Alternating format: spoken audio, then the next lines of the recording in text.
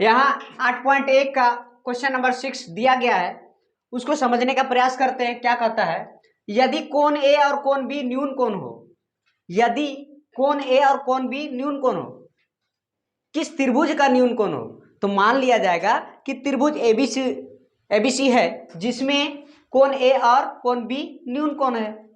जहां cos ए बराबर cos B ये दिया गया है, cos ए बराबर cos बी, तो दिखाना है, तो दिखाइए कि कोण ए बराबर कोण बी है, कोण ए बराबर कोण बी है, ऐसा दिखाना है।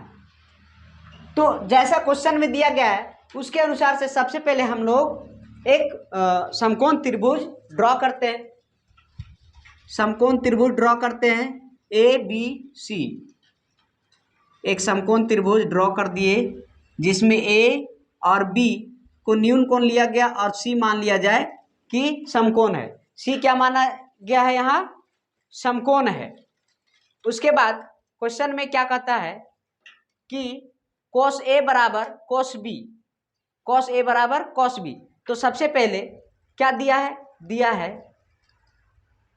है cos ए बराबर cos बी।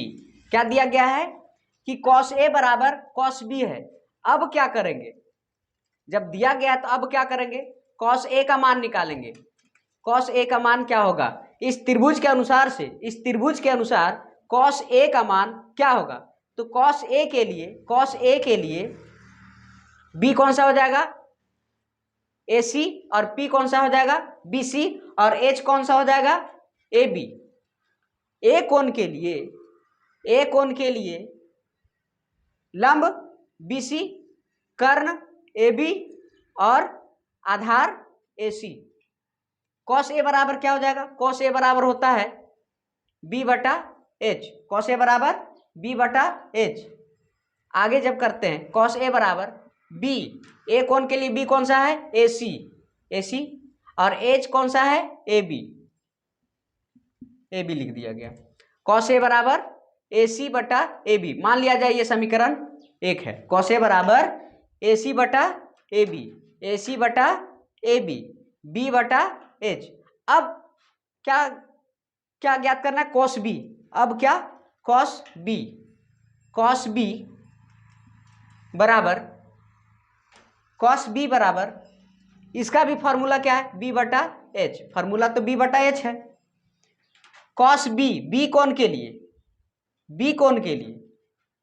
कोण के लिए इसका आधार कौन सा हो जाएगा, BC। आधार कौन सा हो जाएगा, BC। तो B को BC लिखेंगे और H AB, इसे हम मानेंगे दूसरा समीकरण। क्या मानेंगे, दूसरा समीकरण। अब हम लोग देखते हैं cos A और cos B में क्या है, AC बटा AB और BC बटा AB। तो दोनों तरफ जब तुलना करते हैं, तो जैसा दिया गया cos A बराबर cos B, तो LHS क्या हो जाएगा, LHS बराबर है तो RHS भी बराबर हो जाएगा। समीकरण 1 और 2 से चूंकि cos A बराबर cos B दिया है,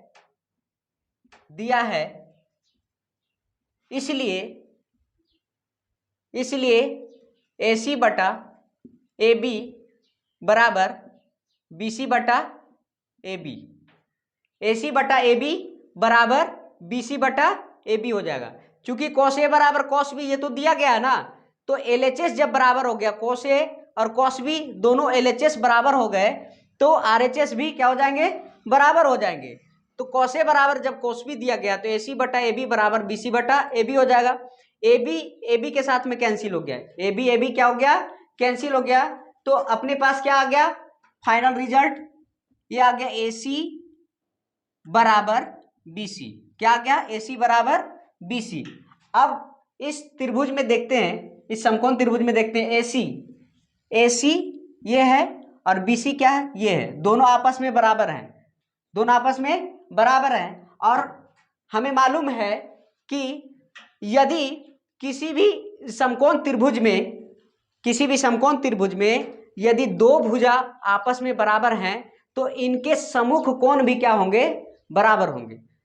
यदि दो भुजा आपस में बराबर हैं तो इनके सम्मुख कोण भी क्या होंगे, बराबर होंगे। इसीलिए हम लोग कह सकते हैं कि AC के सम्मुख, AC भुजा के सम्मुख B है और BC भुजा के सम्मुख A कोण है, तो क्या लिख सकते हैं, कोण A बराबर कोण B।